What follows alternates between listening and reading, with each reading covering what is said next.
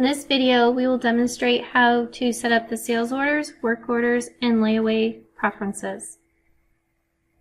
Go to File, Preferences, Company.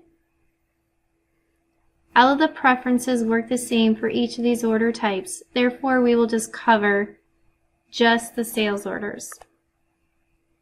The initial deposit is used to either suggest or require an initial deposit using a percentage of the total amount.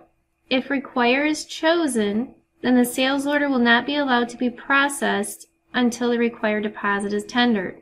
With the sales order status, you can use existing statuses to manage the workflow of the sales order. Consider adding statuses such as waiting for pickup to indicate that the sales order is complete and waiting for the customer's pickup. You can also put waiting for parts in the example of a work order. In this way, you can filter for specific statuses to determine next steps. You also can have a printed sales order message. You might use this message to convey your order cancellation, policy, return policy, or a simple thank you. Whatever is important for your business and your customers. And the next section is the document numbering section.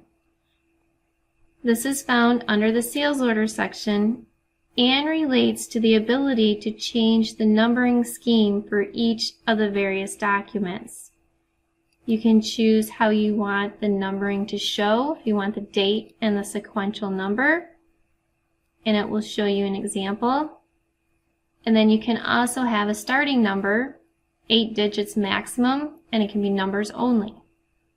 Once this is complete, you can click Save, and keep in mind you can do this with layaways and work orders. It's all the same.